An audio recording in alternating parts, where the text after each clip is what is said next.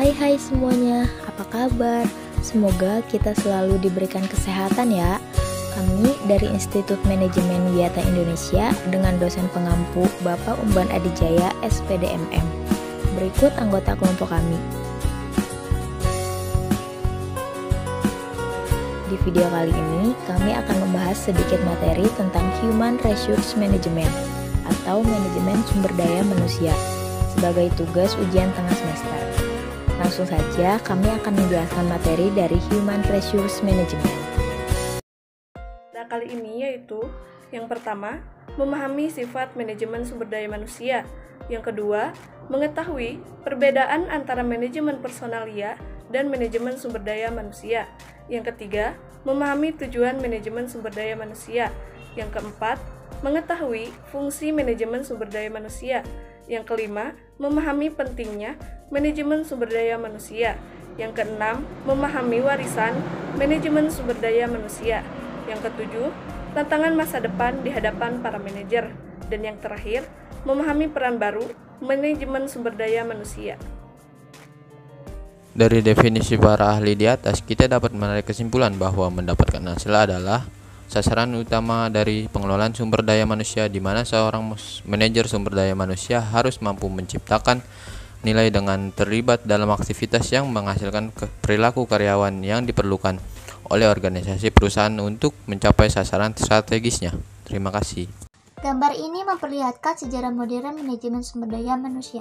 Munculnya manajemen sumber daya manusia dapat dikaitkan dengan tulisan-tulisan para rasionalis manusia yang melekat sangat penting pada faktor manusia. Lawrence of Lane mengatakan, manajemen adalah administrasi kepegawaian. Pandangan ini dapat dibenarkan karena manajemen berkaitan dengan penggunaan sumber daya manusia dan non-manusia yang efisien dan efektif. Dengan demikian, manajemen sumber daya manusia hanya merupakan bagian dari proses manajemen. Pada saat yang sama, harus diakui bahwa manajemen sumber daya manusia melekat dalam proses manajemen. Yang pertama ada Scientific Management Approach 1900, yang kedua ada Human Relation Approach, yang ketiga ada Human Resource Approach, yang keempat ada Human Resource Management. Terima kasih. Bagian Inherent Management. 1. Fungsi ini dilakukan oleh semua manajer di seluruh organisasi dan bukan oleh departemen personalia saja. Poin yang kedua, fungsi persuasif. Manajemen sumber daya manusia adalah fungsi manajemen yang luas. Ini dilakukan oleh semua manajer di berbagai tingkatan dalam organisasi. Poin yang ketiga, dasar untuk semua area fungsional. Manajemen sumber daya manusia menembus semua area fungsional manajemen seperti manajemen produksi, manajemen keuangan, dan manajemen sumber daya manusia. Poin yang keempat, berpusat pada manusia.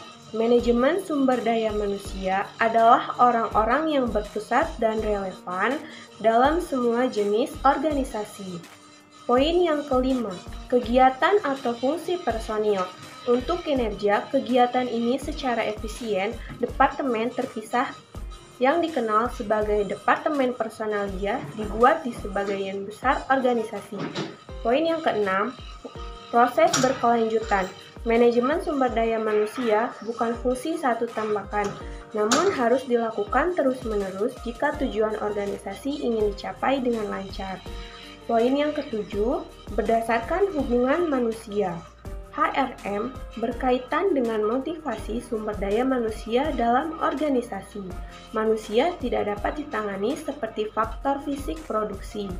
Setiap orang memiliki kebutuhan, persepsi, dan harapan yang berbeda.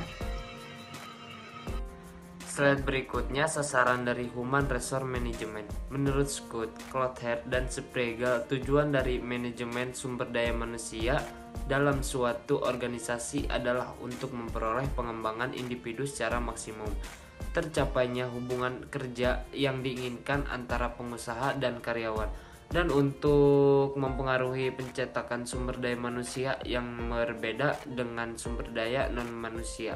Secara ringkas, sasaran dari HRM yang pertama untuk memastikan pemanfaatan sumber daya manusia secara efektif. Yang kedua untuk membangun dan memelihara struktur hubungan organisasi yang memadai. Yang ketiga, untuk menghasilkan pengembangan sumber daya manusia yang maksimal dalam organisasi. Yang keempat, untuk memastikan penghormatan terhadap manusia dengan menyediakan berbagai layanan dan fasilitas kesejahteraan kepada personel. Yang kelima, untuk memastikan rekonsiliasi sasaran individu atau kelompok dengan tujuan organisasi. Yang keenam, untuk mengidentifikasi dan memenuhi kebutuhan individu dengan menawarkan berbagai penghargaan moneter dan non-moneter. Baik, selanjutnya tentang managerial function.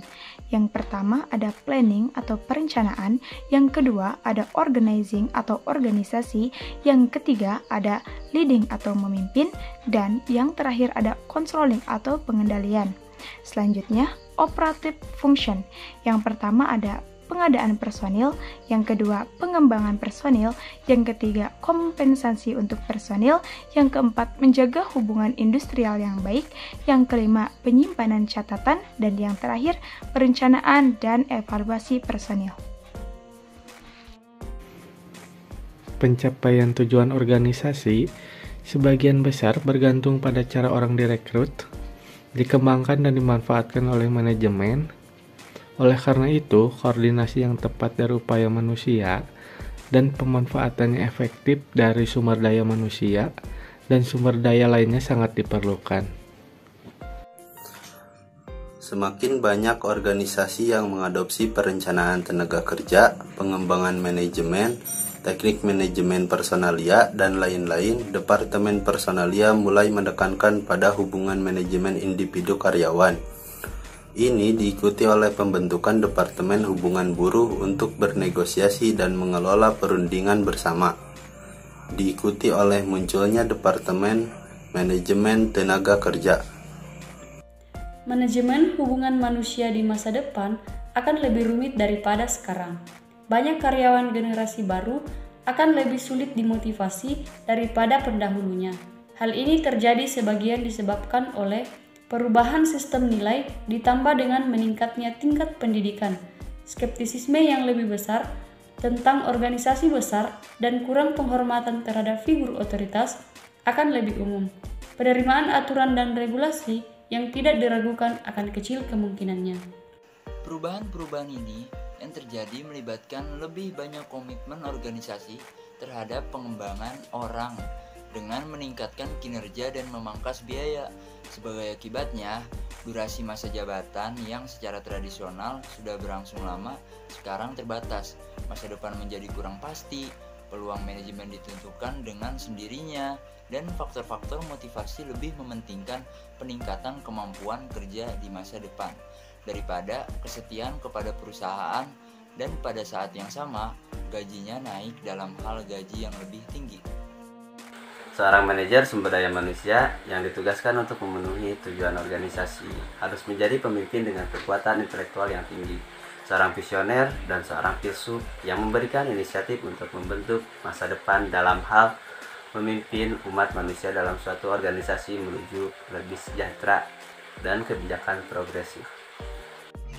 Adapun skill yang dimaksud mencakup strategic HRM skill, business skill, problem solving skills, analytical and critical skills, research skill, statistical skills, selection and interviewing skills, job, role and skill analysis and competency modeling, learning and development skills, negotiating skills, leading and facilitating change, leadership skills, influencing skills, handling people problems, managing conflict, and political skills.